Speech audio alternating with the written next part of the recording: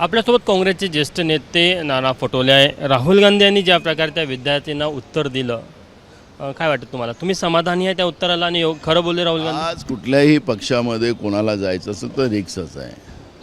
अनेक लोक आता भाजपमध्ये पोचले गेलेले आहेत, त्यांची काय अवस्था आहे त्यांनाच विचारा.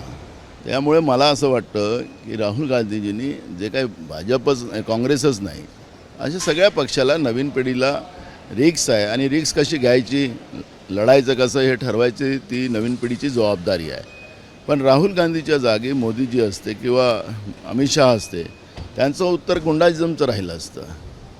गुंडाइझमचं राहिलं असतं. जे आपण प्रचारामध्ये ते पाहतो आहे की कसं ते बोलतात, प्रधानमंत्री गृहमंत्री देशाचे ते कसे बोलतात, हे काही भारताची संस्कृती नाही आहे. ते एका संविधानिक पदावर बसलेले आहेत, ते देशाचे प्रधानमंत्री आहेत, देशाचे गृहमंत्री आहेत. पण गुंडाइझम जसं आहे ते पाहतो आपण. आणि म्हणून राहुल गांधीजींनी जे उत्तर दिलं ते सकारात्मक आहे, फक्त काँग्रेस पक्षासाठीच नाही तर सगळ्या पक्षांसाठी आहे. त्यांनी एकंदरीत तो प्रश्न काँग्रेस संदर्भात होता. काँग्रेस संदर्भात चिंता पण त्यांच्या उत्तरात पाहायला मिळते. अरे हो, चिंता असेल ना, पण चिंता करणारे पक्षाचे प्रमुख आहेत, त्यांना चिंता करावंच लागेल त्यांचा पक्ष डेव्हलप करण्यासाठी. त्यांनी मुद्दा आहे की जी सकारात्मक भूमिका जी मांडली गेलेली आहे त्या सकारात्मककडे तुम्ही लोकांनी पाहिलं नाही पाहिजे का? भाजपमध्ये अनेक लोक मी तुम्हाला दाखवेल की ते सगळे प्रॉब्लेममध्ये की आमचं भविष्य काय होणार, काही मूडभर लोकांचं चाललं आहे. इथं प्रत्येक पक्षात ही परिस्थिती आहे. त्याच्यामुळे एक सकारात्मक उत्तर राहुल गांधींनी दिलेलं आहे. तो एक संदेश देशाच्या लोकांना, फक्त काँग्रेसपुरतंच नाही, सगळ्या पक्षांसाठी आहे. आणि नवीन पिढीने त्याला कसं पुढं लढलं पाहिजे.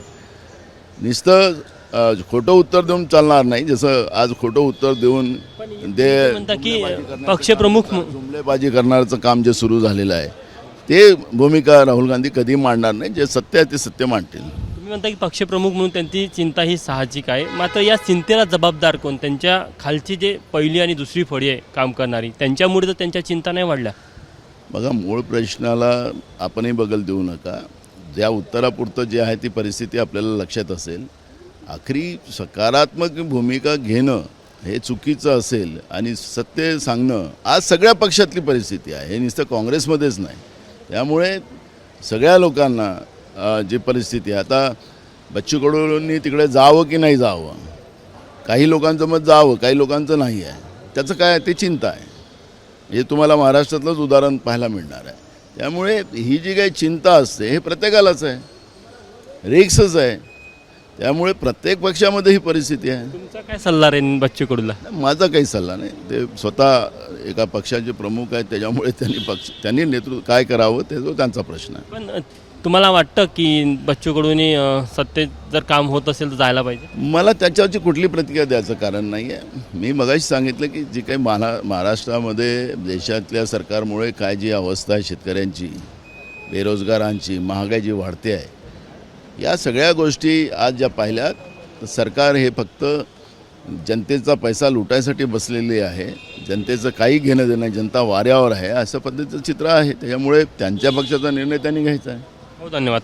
तर हे होते काँग्रेसचे ज्येष्ठ नेते नाना पटोले. कॅमेरामॅन मिथुन आत्मनेसह तुषार कोहळे, ABP माझा, नागपूर. ABP माझा, उघडा डोळे बघा नीट.